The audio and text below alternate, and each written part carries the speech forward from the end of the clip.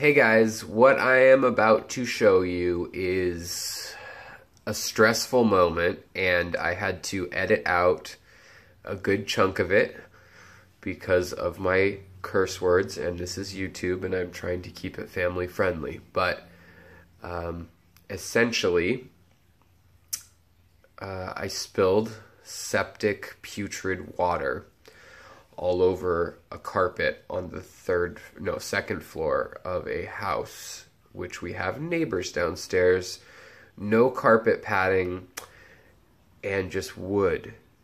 And it's an old building. And I wasn't sure if I spilled enough that it was actually going to go soak down into the neighbor's house. And ruin sheetrock, and luckily it did not. But the smell's still there. It's in the wood.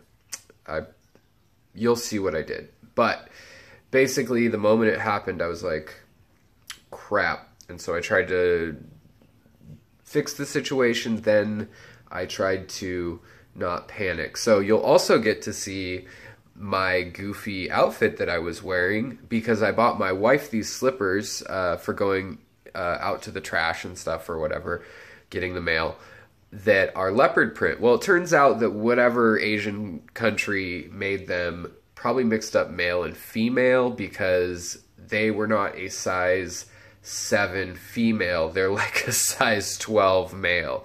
So I wear them all the time, and everybody laughs that they're like these leopard print. Second funny thing about this video, my wife took me to get a pedicure because she said, oh, you're a guy, you're gross. You know, you need to stop doing grossness. Clean up your act. Look respectable, young man. And so we went and we got pedicures and manicures. Is that what they call them on your hands? Handicures. So we went and got those, and she thought I'd just go for the clear coat. No.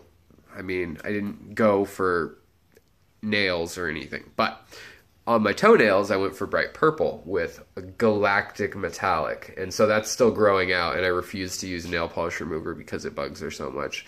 Because she made me go get a pedicure. Although secretly,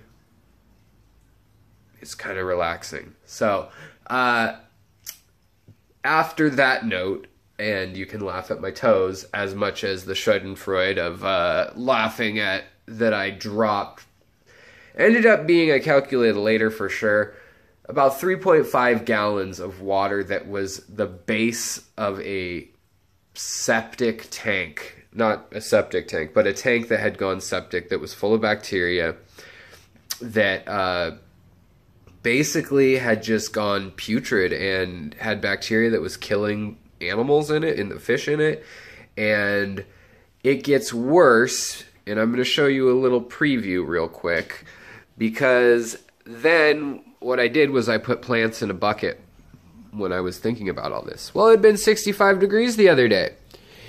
It's not 65 degrees anymore, and last night it dipped down to 32 degrees. And so a bunch of plants got nuked. And so I have a bunch of plants that are all melting and will probably die.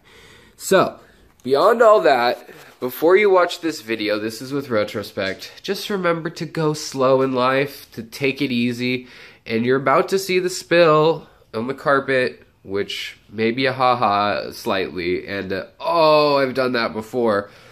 But it's just a reminder to slow down. Rubbermaids were not made to carry water, Alex. So, I have a chalkboard too that I will be using soon, so I'm going to try that out. We'll see what happens. But, let's see here. Yeah, slow down, keep track of what you're doing, and when you don't feel well, don't push yourself to do it if it's not absolutely essential. And I also wanted to say thank you so much to whoever it was on the live stream who wanted to donate $500 to the channel, because I had to go get a shampooer steamer thing from my parents, which was awesome that my parents live about less than an hour away. and they had one and let me use it. Had to get cleaning stuff, had to get new towels for my wife because I panicked and grabbed her nice towels. Awesome. But some of the money immediately went to that. And then also I had 2 heaters break also, same night. I don't know if the cold snap had anything to do with it because it got really cold in the house too. We didn't have the heat turned up or anything. So I needed to get new heaters. And then I also have CO2 coming. So even though these plants are suffering, they are in an active substrate. That tank was free, and it really makes up for the fact that some stuff has been going seriously wrong, and that kindness of that person, it's beyond words. I mean, I'm definitely sending him fish and shrimp. I'll send him whatever. I'll send him my little toe. Okay, Lebowski? I sends you the little toe. That was not the right accent.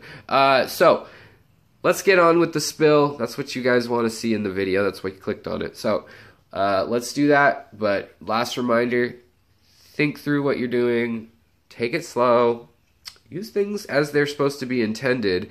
And remember that, you know, you can only juggle so many balls at once. And when I'm setting up a fish tank rack and trying to cycle 3 new tanks all at once because I was excited and giddy and happy and I needed to expand what I was doing with some breeding stuff and some shrimp stuff and sponsorships. It's all okay now, but just don't take life so seriously and know when it's time to just take a little break. So I'm going to preface all what you're about to see with that, and I hope you don't enjoy it, because if you do, you're a sick human being. No. Sit back, watch what happens if you're interested, and then you'll see how far I've come cleaning everything up. The racks will be set up. They are set up now, and you'll see that in the coming days. So take care of yourselves and get ready to roll in hilarity or sadness or sympathy. I don't know what it'll be, but all right, here we go. What a crappy situation, literally. So the bottom of this, man, I gotta watch my mouth, but this tub split somewhat, split there, and all the crappiest, most bacteria-filled water spilled out all over me and my carpet. I will deal with this later. Think calm. Okay, I need to soak that up. Oh, I want to scream some expletives right now. Looks like we have about 2 gallons. It could have been worse, but 2 gallons on the carpet floor, and it smells like death rotting over. Alright. Let's get to work, I guess. What a day. Give me some love, guys. I need it right now. By the way, I'm also having an allergic reaction to all this still. So, great. Alright, guys. Take care. Alright, guys. So, a whole 6 towels later and a steamer carpet washer later. We got the tank out.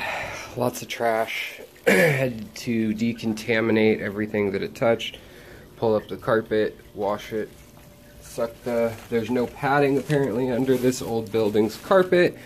So that meant that, 1, it was good in that there's no padding I needed to replace that was all saturated.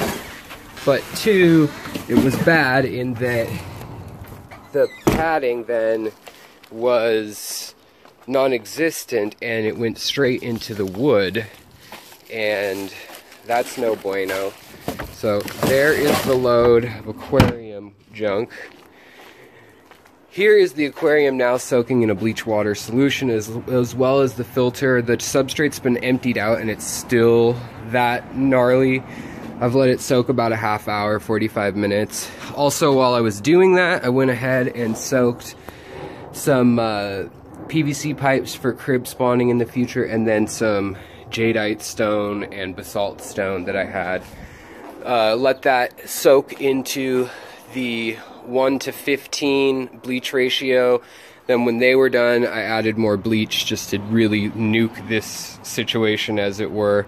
What I'll do then is pour this water out, get rid of that. It'll evaporate off. Then I'll scrub this thing down, reattach the air lines, and we got to recycle all over again. Quick cycle. I will probably be using water from my 40-gallon upstairs. I've also debated just recycling it all together for a new ecosystem, but I think it's probably a better idea to give it a jump with some good bacteria rather than just the gnarly bacteria that was in there, or a virus or whatever. If it was a virus, I might be screwed. It might still be bad. But I was using this shovel to get rid of the substrate. I've been using these Rubbermaid, they're called like heavy duty totes. And this one holds the water all the way to the top, to the point where it starts bulging, and it's like I wouldn't do it. I usually fill it to about 1/3. That seems to hold about 5 gallons. But once I grabbed another one out of the carport, which I will show you over here. Sorry, this room's a mess. This one decided at the bottom that, where is it? At the bottom, that it was just gonna split right along the seam and dump. It was probably full to here, so probably dumped a couple gallons and just soaked this. I had to pull this back up. It's just wood, as I stated, under there.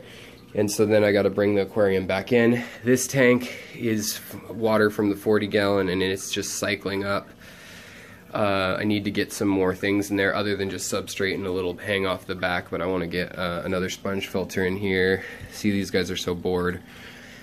And then the killifish up there, I need to get them out, but stifled my plans on that. We'll see how these guys are doing. I haven't seen them around, so I don't know if they're hiding out or what the deal is. Probably a little bit of hiding. The vacuum, or I should say the carpet cleaner thing, they did not like. It probably startled them. But female's under there somewhere. I think you can see her, the little peek at her. So the male and female are still in there. I kind of put a little bit of a lid on it just because I'm going to be doing work with stuff that's touched bleach and other things that are nasty for fish.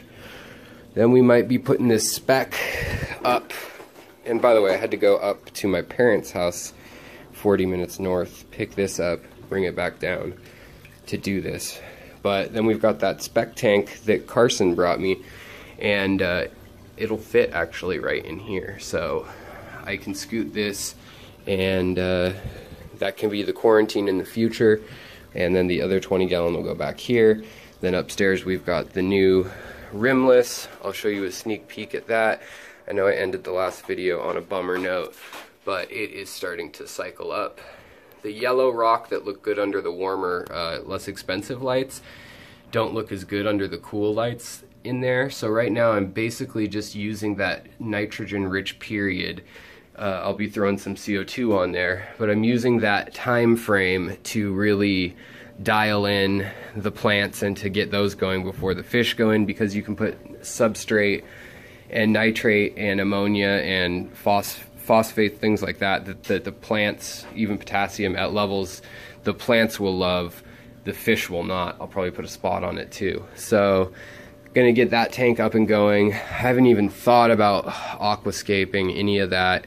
I'll have time to do that later in the future, but I just want to get things cycled up again. I've left the cardboard under here just as an extra padding along with some foam, since this is a wire rack. And then yeah, so that's what's going on. The next task after I do damage control and pack all this stuff up again, I need to figure out how to wire these better. I want to have 2 independent plugs, so I need to run another line from maybe the other outlet, because it goes to the breaker on a different switch. So yeah, so that's that. I'm gonna go get to cleaning the tank outside again, and hopefully you see me in a live cast or video soon, and you'll notice that that stuff's different and cleaned up. And we'll let that stuff air dry, and then I'll probably be, I know people say not to boil it, but I boil the water, then let it cool for a minute or 2, then I put the rocks in, let that do that, but they'll be hit with the bleach and that, and then they'll be left to dry, air dry. This tank, I'll wash the bleach water out, let it air dry, then hit it with another thing of water, and then we'll fill it with water and dechlorinator, and we'll probably let it sit for at least a couple days, and then, you know, give it a good scrub down and everything, and then from there we'll probably use water from one of the established tanks. But that tank has been getting a lot of water stolen from it as I've set up. It's a 40 gallon, and I've set up 60 gallons in 2 weeks is what this will be of new tank water. So I usually do a 50-50 ratio of new to old, so you can use a little bit of the dirtier old water and then some substrate that's old, some media that's old, whether that's like batting or a sponge filter. This sponge filter I might even just toss because of how gnarly this was and how many fish it was making sick. I cured. All the fish are doing better now that they're in another tank. And the crib, two cribs, 2 danios, and a celestial pearl danio, those are gold rings, the 2 I was talking about, all lost their life because of the substrate in this tank. Couldn't figure it out, put them in isolation, they didn't get better. So it was something pretty vicious. Definitely led to bloating and a lot of symptoms all showing at once. And so that's just another thing why you, 1, you quarantine your animals, 2, quarantine your plants, and 3, just make sure that you've got substrate that doesn't have too much sand and things like that. I think because of the cribs, the spots that had sand had anaerobic bacteria in there where they had shuffled it around, and I would just add more sand rather than scooping the old sand out. And that's something I learned the hard way just now. I don't know if that was the only cause, but it definitely could have been, and because of that, in the future I will avoid that. Lastly, I just wanted to say thank you guys for the support this weekend. It's been awesome. Between the Aquarium Zen sponsorship, you check out their website and Facebook, that's Aquarium Zen. They're my local shop. I drop way too much money in there, but awesome place, awesome guy. He gets weird plants and fish in that I can share with you guys. So he hooked me up with a rimless tank and some Fluval, Amazonia ADA substrate, as well as a light. So a very cool colored light, a very bluish to white light. And I'm going to be using the jadeite, I think, up there for that, which is basically jade that hasn't been compressed into its full clear form. Needs a few more million years in the oven through pressure and heat. So that's the scoop with that. Flip Aquatics, he said he was shipping out, but the dude is so busy with his expansion on his business, so I don't know, hopefully that comes in the next week sometime soon, like in the this next week. Other than that, I also had an incredibly generous donor donate money last night, and so that is going to allow me to get the CO2 that I've been wanting for the rack and more. So thanks guys, take it easy, swim on, thank you for your generosity.